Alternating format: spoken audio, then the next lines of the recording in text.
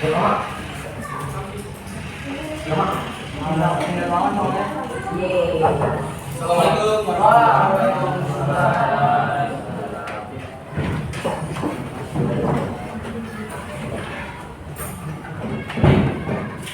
Gimana kabarnya? Alhamdulillah, luar biasa. Allahu Akbar. Alhamdulillah.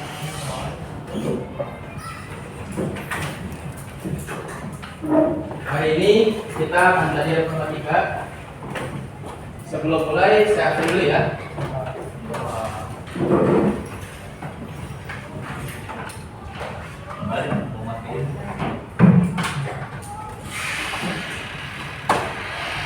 Kelas 9.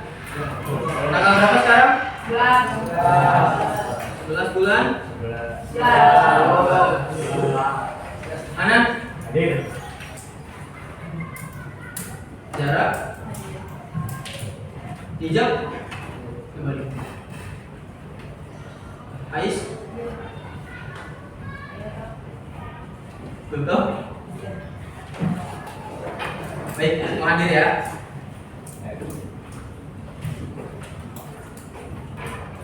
Pada kesempatan kali ini kita akan belajar tentang berpikir komputasional. Oke. Di sini saya mau ngasih tahu ke kalian bahwa berpikir komputasional itu bukan sekedar pengetahuan tentang komputer, tapi kita bisa menerapkan berpikir komputasional ini di kehidupan sehari-hari. Oke, mindful. Saya mau kalian sini semua sadar bahwa kita akan belajar. Semua harus sadar, jangan sampai ada yang belajar tapi pikirannya ada di luar. Sekarang coba, mari kita lakukan bersama. Oke ya, kita lakukan refleksi singkat sebelum mulai belajar. Kita tarik nafas dalam. Coba, semuanya bareng-bareng. 1, 2, 3. Tarik nafas. Tahan. Buang. Oke. Sekali lagi, tarik nafas. Tahan. Buang. Sekali lagi ya. Tarik nafas. Tahan. Buang. Oke, saya mau kalian semua fokus.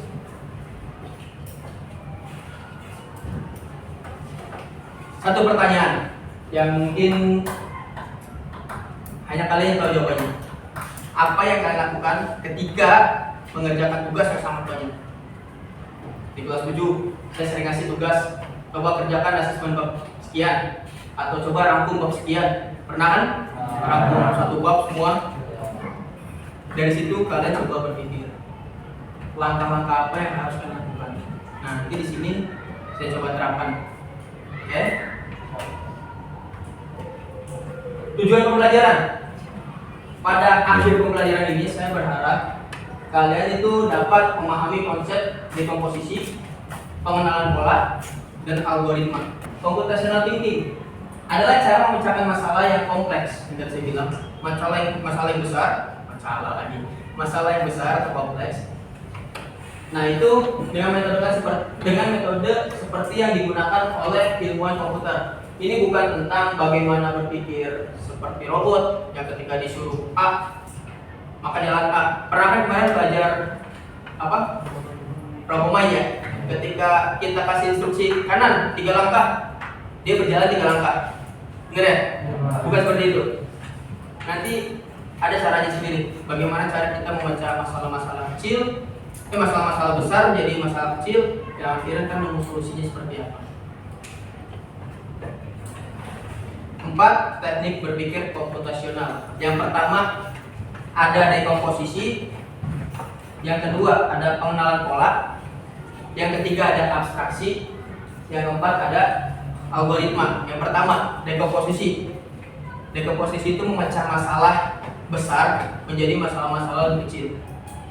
Nah, pengenalan pola itu kita melihat di setiap masalah itu pasti ada polanya, ada pola yang sama. Artinya ada kejadian-kejadian yang pasti terulang. Dan itu kita harus kenali dulu apa kejadiannya. Nah, setelah itu abstraksi. Abstraksi itu kita bedakan mana hal yang penting, mana yang kurang penting. Nah, dari situ, dari ketiga komponen itu baru kita buat algoritmanya. Kita buat pemecahan masalahnya seperti apa. Ini dekomposisi. Itu dari pembagian, kita pecah menjadi sub pertanyaan. Ada contoh, baru ada visualisasinya. Nah, ini ada pengenalan pola. Yang tadi saya bilang, pola itu menemukan kesamaan dalam masalah. Jadi setiap masalah pasti ada polanya. Pasti ada sesuatu yang dilakukan berulang-ulang. Nah, dari situ kita coba pecahkan masalah itu jangan sampai terulang lagi. Lanjut, abstraksi, fokus, menitik beratkan atau membedakan mana yang penting, mana yang tidak penting. Nanti kita belajar lagi di sini. Nah, ini algoritma. Dari sini baru kalian buat langkah-langkah apa sih, solusinya seperti apa yang baik dari ketiga teknik sebelumnya, sehingga kita menemukan jalan keluar dari masalah yang kita hadapi. Nah, ini saya ambil contoh di sini, Bapak ambil contoh antrian kantin sekolah. Kalau misalkan kita lihat biasanya itu kan antrian sekolah kan agak panjang ya, atau mungkin pelayanannya agak lama. Masalahnya di mana sih? Mengatur jalur antrian dengan efektif. Kita lihat dulu konteks masalahnya. Kita lihat di sini, masalahnya itu apa sih? Nah, kalau di problem antrian ini, itu kalau saya lihat antrian di kantin dapat menyebabkan keterlambatan. Keterlambatan dalam segala hal. Entah itu yang tadinya harusnya kita udah jajan, tapi karena ngantri waktu istirahat kita kebuang, ya akhirnya waktu makan kita yang tadinya mungkin setengah jam jadi 15 menit karena kita harus ngantri dulu. Terus ada pertanyaan kunci. Pertanyaan kunci ini maksudnya pertanyaan yang bisa menyelesaikan masalah itu. Contohnya di sini ada siapa dan kapan. Siapa sih yang ngantri? Kapan ngantrinya? Itu pertanyaan kunci. Contoh ini Pak ya, contoh. Misalkan tadi konteks masalahnya itu adalah keterlambatan. Misalkan yang harus saya istirahat setengah jam karena kita mengantri, jadi waktu istirahat kita kebuang 12 menit. Ya, kebuang 12 menit. Nah, kata kuncinya apa nih dalam masalah ini? Coba kita cari, misal siapa aja yang ngantri? Apakah anak SMP? Apakah anak SD juga mengantri? Ataukah mungkin ada guru yang mengantri? Nah, itu harus dipecahkan masalah satu persatu. Terus kapan? Kapan sih mereka ngantrinya? Oke, lanjut ya. Terus solusinya seperti apa? Nah, dengan menganalisis pola yang tadi berulang itu, pastikan ketika ada pertanyaan siapa sih yang ngantri, oh anak SMP sama anak SD. Besok ya pastikan yang ngantri anak SMP dan SD lagi kan. Nah, itu pola yang berulang. Nah, gimana caranya biar antrian ini nggak padat? Pasti ada solusinya kan? Gimana solusinya? Nanti dikerja kelompok. Nah, ini solusi potensialnya gimana? Dengan menganalisis pola dan melakukan dekomposisi dari masalah besar antrian yang panjang, kita pecah ke masalah-masalah kecil. Siapa sih yang ngantri? Kapan ngantrinya? Pembagiannya seperti apa sih? Nah, itu nanti ketemu solusinya seperti apa.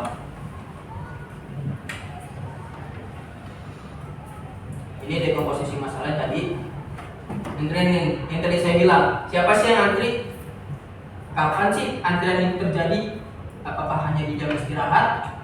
Ataukah ada waktu-waktu tertentu sehingga antrian itu bisa panjang? Itu nanti kalian coba diskusikan dengan kelompok. Terus berapa lama antrian? Nah, ini dari masalah besar antrian kantin sekolah yang panjang, kita pecah ke masalah kecil. Masalah kecil maksudnya siapa yang ngantri ini? Dari antrian panjang itu siapa aja yang ngantri? Kapan sih ngantrinya? Kemudian ada berapa lama antriannya? Atau ntar ada pertanyaan-pertanyaan lainnya dari kalian. Misalkan yang ngantri itu anak kelas berapa aja? Atau mungkin yang ngantri itu baju apa nih? Misalnya ada baju olahraga, ada baju seragam. Mungkin nanti dibeli baju olahraga dulu atau gimana? Itu nanti diskusi kalian. Paham ya? Oke. Nah, ini instruksi kerja kelompoknya. Coba lihat. Yang pertama itu kalian harus menganalisis masalahnya dulu. Masalahnya apa? Ada di mana? Ya, tadi antrian panjang, antrian sekolah yang panjang, itu masalahnya apa? Nah, terus coba dicari hasil dekomposisinya. Dari masalah yang panjang tadi, antrian panjang atau antrian yang kalau bahasa kita membludak, dicari tuh dekomposisinya. Seperti tadi, siapa sih yang antri, kapan, di mana antrinya, kapan, jam berapa aja, waktu yang ramai, itu dicari solusinya seperti apa. Kemudian diskusi. Setelah ada pertanyaan kunci, diskusikan. Baiknya gimana? Oh, ini waktu istirahat kita barengan sama anak SD nih. Gimana kalau seandainya anak SD sama anak SMP istirahatnya dipisah? Misal 5 contoh. Nah, itu kan nanti ada solusi tuh. Mungkin dengan begitu bisa mengurangi kepadatan antrian di kantin. Contoh itu. Nah, ini aplikasi konsepnya. Ada pengenalan pola tadi ya. Ada pengenalan pola, terus kalian abstraksi. Yang pertama ada komposisi, terus pengenalan pola, abstraksi, lalu algoritma. Buat solusi seperti apa. Jadi desainnya misal tuh ada di situ ada misal antrian per kelas. Jadi mungkin kelas 7 dulu yang istirahat, nanti sekian menit baru kelas 8 turun. Sekian menit lagi baru kelas 9 tuh nanti diskusi aja. Oke. Nah, setelah nanti diskusi dapat solusinya, itu kan ada cara-cara satu. Saya mau kalian presentasikan di depan. Jadi hari ini juga dipresentasiin. Paham ya? Sebentar itu mah. Nanti kalian buat aja nih flowchartnya, atau mungkin nanti ada sini sih kotak-kotaknya. Ada kotak-kotaknya udah saya buat. Nanti kalian tinggal ikutin aja. Apa namanya? Solusinya seperti apa? Namanya apa? Keterangannya seperti apa? Nah, ini simpulannya gak kecil tuh. Dalam penyelesaian masalah antrian kantin, beberapa siswa mungkin merasa ini tantangan besar. Kenapa? Karena kalian pasti berpikir gimana caranya sih mengurai kemacetan di kantin. Tapi ntar begitu kalian diskusi pasti ketemu jalannya. Nah, jangan lupa pakai cara atau metode berpikir komputasional. Ingat, ada 4 teknik. Yang pertama itu adalah dekomposisi, memecah masalah besar menjadi masalah-masalah kecil. Itu yang penting. Dari masalah besar antrian panjang dipecah jadi masalah kecil. Siapa yang antri, kapan antrinya. Lanjut penerapan praktis, nanti ada contohnya kalian presentasiin. Nah, di penugasan, yuk rancang langkah-langkah solusi baru untuk mengatur antrian. Pembagian kelompok, kelihatan nggak? Nggak bilang. Nanti saya mau setelah dibagi kelompok diatur aja. Meja boleh digabung jadi 4 jadi 1 ya. Nah, ntar satu kelompok ada yang 5 orang, ada yang 6 orang. Ini 5, 6. Dan sebetulnya kelompok 1 itu ada Abdul Hanan, terus ada Erlangga. Coba digabung dulu, minggir dulu mana gitu. Atau mejanya disatuin aja nggak apa-apa. 4 meja jadi 1. Saya sebutin ya, Abdul Hanan, Erlangga, Angga Rosid, Arya, Eza. Ayo gabung dulu. Langsung gabung aja langsung. Biar cepat.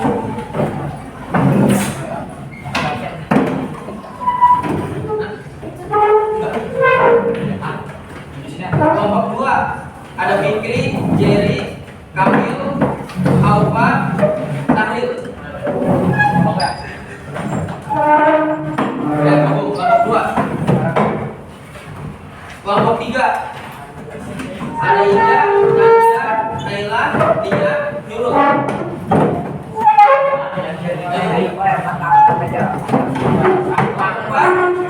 Ada Subhan, Rayhan, Manji, Regi, Jarak. Kelompok 6,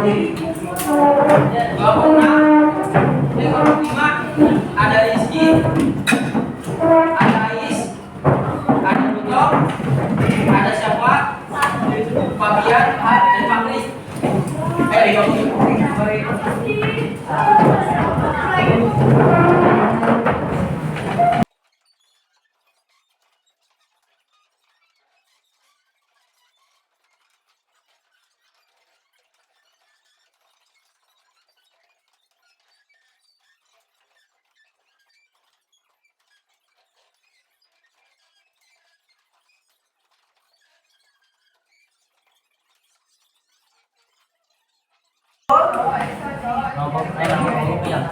Coba perhatikan. Itu ada lembar kerja kalian. Kalian bisa buat nanti di baliknya. Tuh saya kasih contoh satu. Itu saya kasih contoh satu. Langkah-langkahnya ada. Pendahuluan masalahnya ada. Instruksi tugasnya ada. Nah itu langkah-langkahnya ada. Langkah satu itu dekomposisi. Kalian pecahkan masalah besar tadi.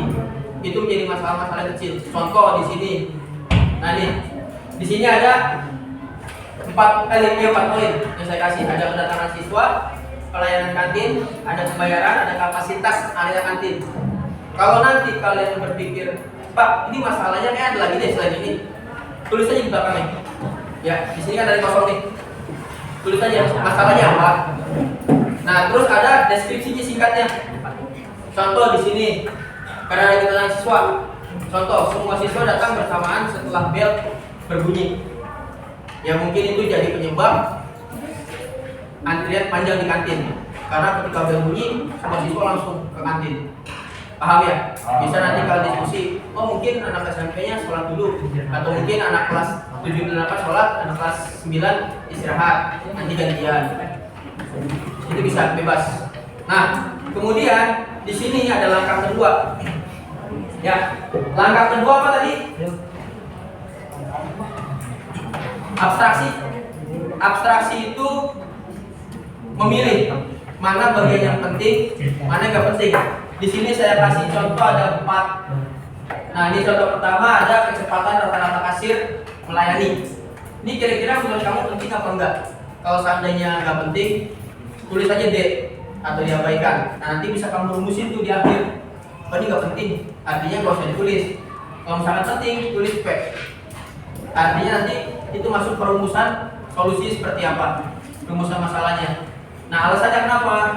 Mempengaruhi total waktu tunggu. Jadi kecepatan kasir melayani itu mempengaruhi total waktu tunggu. Misal pembelian mie, misalkan ya, mie di kantin, karena harus masak dulu akhirnya lama. Nah, itu harus diperhatikan. Kemudian langkah ketiga adalah pengenalan pola. Nih, di sini saya kasih contoh ada 3 pola. Ada pola kedatangan, pola pembelian, sama pola ruang. Itu ada contohnya, ada solusinya seperti apa, kalian baca, kalian pahami. Kemudian langkah keempat baru merancang algoritmanya, solusinya seperti apa. Ada contohnya di situ.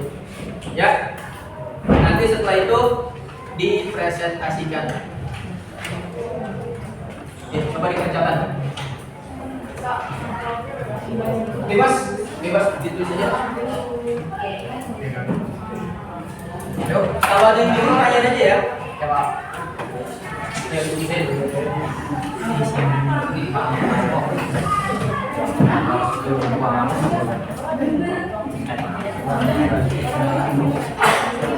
Jadi,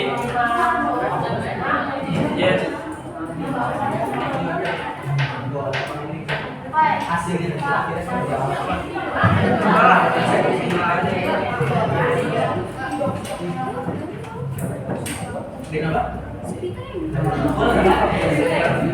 Pak, banyak itu nggak usah alasannya. Kalau bisa kasih, kenapa kita juga perlu kalian? Contoh sih. Kenapa? Bebas. Mau diskon 1 juga. Boleh, boleh. Bawa semua.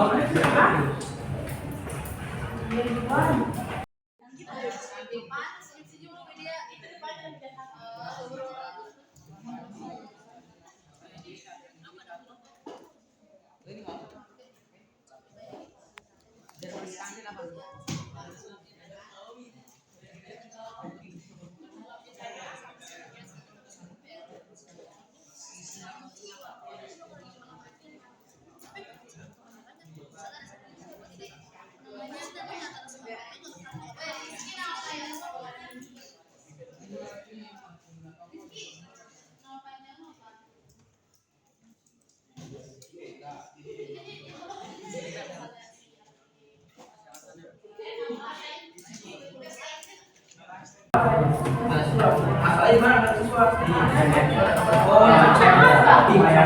Dan masalah lagi kira-kira yang bisa membuat masalah lebih besar.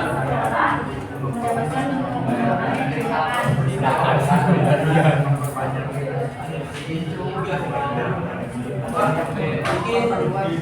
apa namanya dagangnya jadi masalah di mana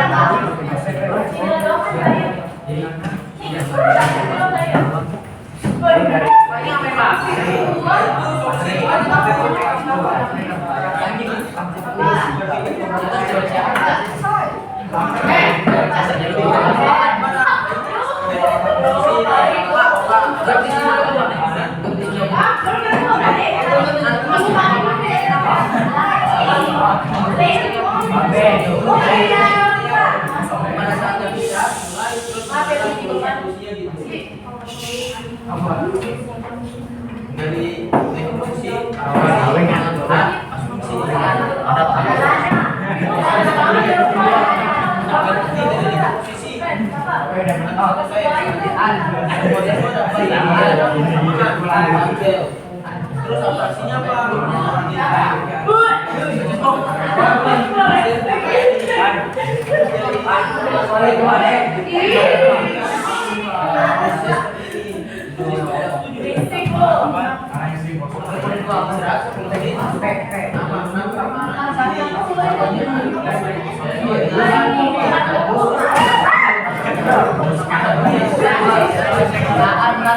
Jadi pas mulainya gimana rasanya? Dari mulai siraman Lo bisa diem nggak? Di bawah diem nggak?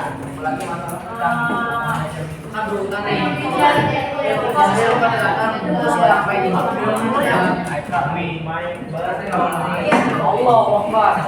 Ya kan betul. Ini kan biar ada kalaman. Nah itu sambilnya bagus ya. Sama dia. Oke.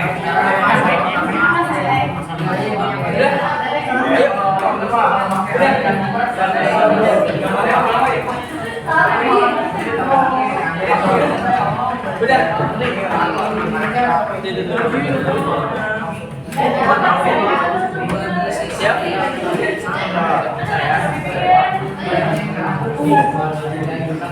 Semuanya belum Pak.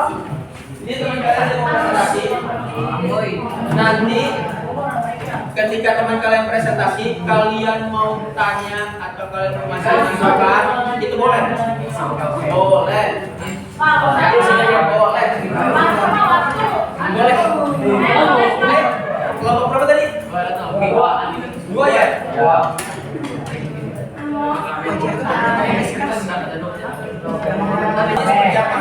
Jangan tengok cewek. Gak apa-apa, maju semua gak apa-apa. Benar dulu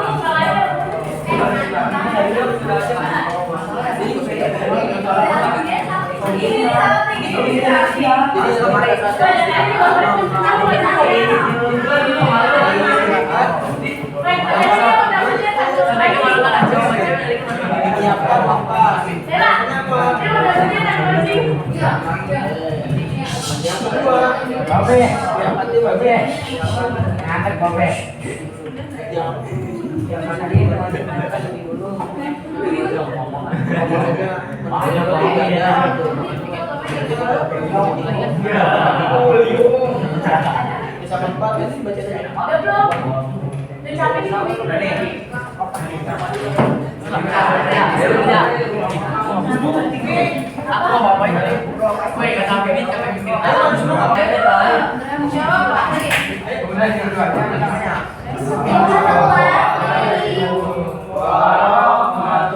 warahmatullahi wabarakatuh. Waalaikumsalam warahmatullahi wabarakatuh. Kami dari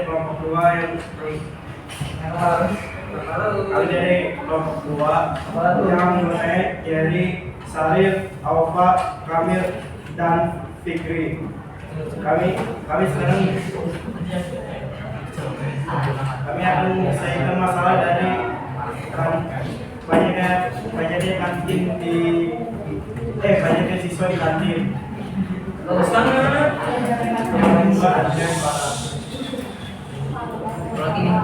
lagi.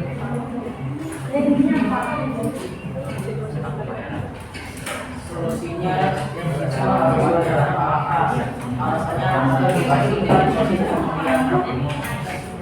dua pihak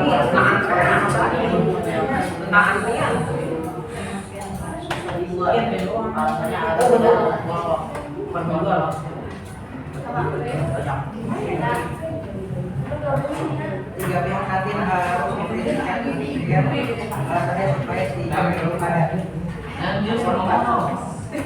sebagian siswa harus membawa alasannya agar tidak terlalu pada di kantin. Assalamualaikum warahmatullahi wabarakatuh. Waalaikumsalam warahmatullahi wabarakatuh. Oke, ada yang mau kasih masukan? Kira-kira dari solusi tadi udah efektif belum? Coba diulang. Kedengeran? Belum. Garis apa nih garis? Ini harus garis. Ada bahaya nih. Apa saya?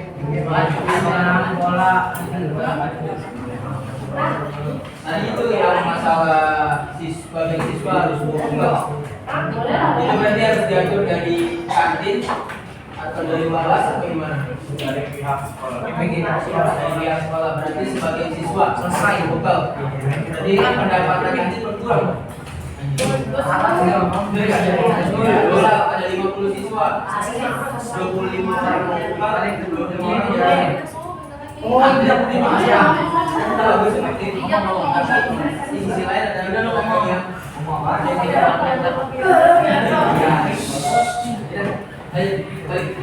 kasih ya.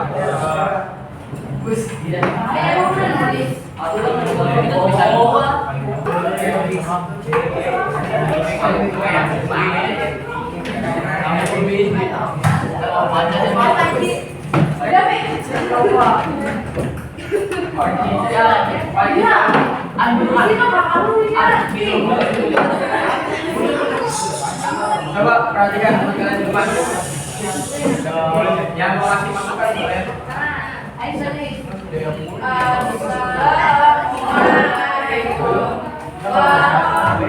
Warahmatullahi wabarakatuh.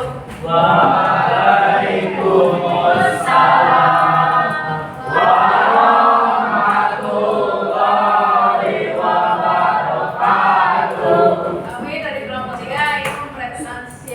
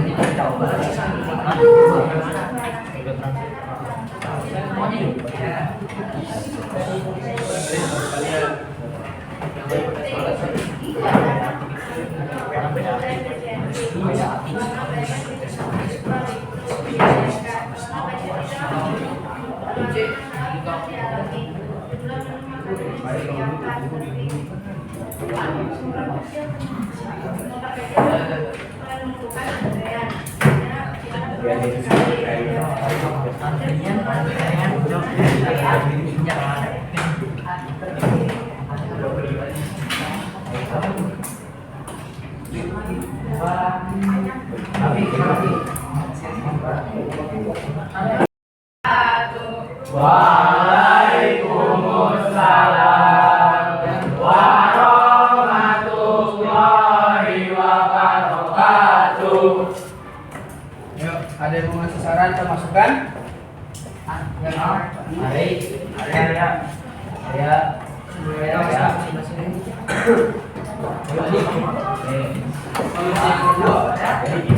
Jadi gini, ada di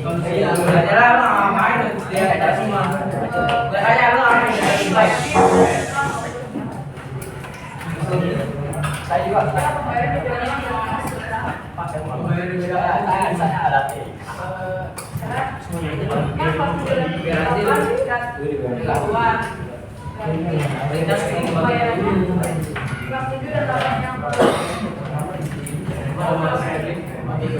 Yang lebih benar-benar masuk tim lain.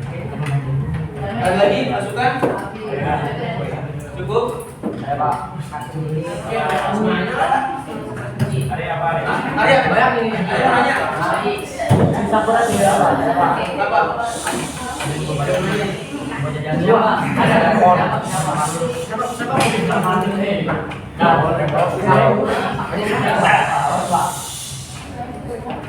Tadi kan mulai saya bilang kalau misalnya ngajar jamin kalau nanti kan ini harus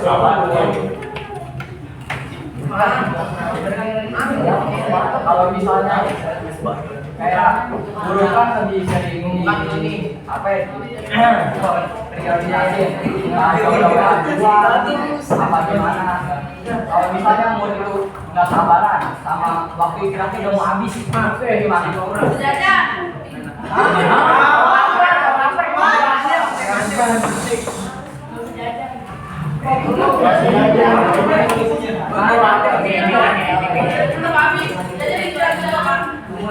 Nanti istirahat kedua aja jadinya.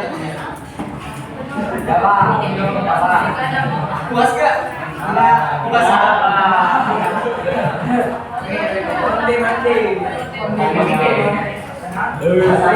Nah, intinya tadi kalau memang waktunya sudah mendekati ya belilah yang sekiranya langsung jadilah. Barang yang udah jadi bayar ambil.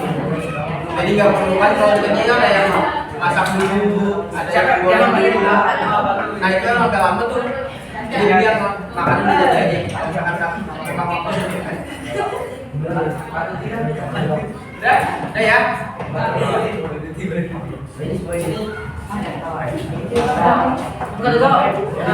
warahmatullahi wabarakatuh.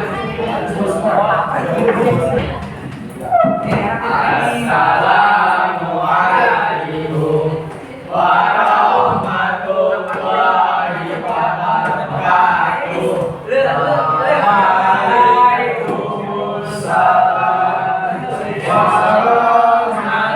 warahmatullahi wabarakatuh. Kami dari kelompok menyampaikan apa yang telah kami temukan untuk solusi tentang masalah ini. Coba perhatikan kalian.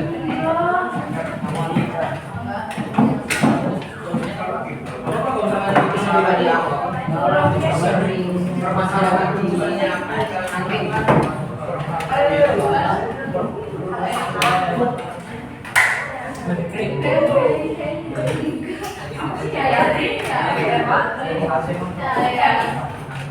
Solusi yang kami temukan yang pertama memisahkan waktu istirahat SD dan SMP. Alasannya agar kantin bisa bersaluran yang penuh. Yang kedua menggunakan pembayaran digital agar menghemat waktu istirahat dan mikir dong,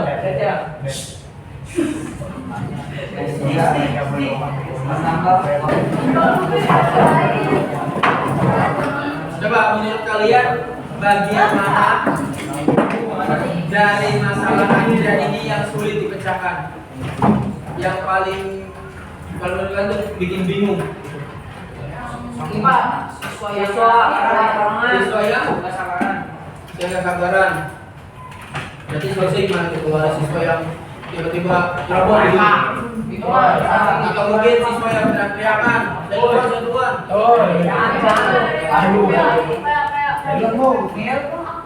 Ada lagi masalah yang sulit untuk dipecahkan. Masalah waktu sudah bisa dipecahkan tadi kan. Anak kelas 7 8 10 menit lebih awal istirahatnya. Anak kelas 9 10 menit kedua. Terus tadi ada masalah pembayaran. Masalah pembayaran dipisahkan. Kalau bisa menggunakan apa tadi? Digitalisasi. Digitalisasi itu nggak harus keris. Jadi kalau punya HP juga bisa. Yang penting oleh kartu. Pernah lihat e-money? E-money gimana? Nah, berarti pedagang harus punya EDC-nya. Terus untuk bagian konsep abstraksi, tadi banyak yang bingung tuh, Pak, ini penting apa enggak? Pak, ini diabaikan apa enggak? Menurut kalian gimana? Itu abstraksi itu ngebantu banget nggak untuk nentuin solusinya seperti apa? Kurang. Yang paling membantu kalian mencari solusinya bagian apa? Dekomposisi, pengaturan pola, dekomposisi. Berarti dari masalah besar dibuat dari masalah kecil, baru kita solusinya. Nah, di sini kalian bisa belajar bahwa berpikir komputasional itu nggak harus selalu tentang komputer. Dalam kehidupan sehari-hari kalian bisa menggunakan konsep berpikir komputasional. Ya, jadi berpikir komputasional itu nggak harus selalu tentang komputer. Kalian bisa terapkan di masalah sehari-hari. Ada nggak contoh masalah lain yang bisa diterapkan dengan berpikir komputasional? Masalah lain yang bisa diselesaikan dengan berpikir komputasional. Ada? Ada apa? Banyak. Contoh. Cara mengatur sebuah study tour. Masalah besar nggak tuh study tour? Masalahnya apa aja? Transportasi, penginapan, ya. Masalah makanan, masalah anggaran, itu kan perlu dipecahkan kan? Ya. Dari masalah besar, terus kita buat posisinya. Transportasinya gimana? Penginapannya seperti apa? Contoh lain yang bisa diselesaikan dengan cara berpikir komputasional, apalagi? Ada lagi? Bingung? Jadi catat saya sendiri ya di rumah ya. Oke, berarti hari ini alhamdulillah kalian sudah bisa berpikir komputasional. Berpikir komputasional artinya kalian sudah bisa berdiskusi antar kelompok, sudah bisa mempresentasikan. Nah, minggu besok saya mau kalian presentasi individu. Kelompok kan? Kelompok. Minggu besok presentasi kelompok tentang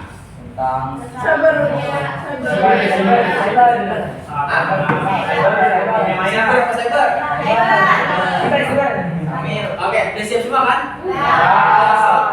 Boleh toh kayak begini atau kita nanti pakai laptop sekolah tapi ada yang bisa.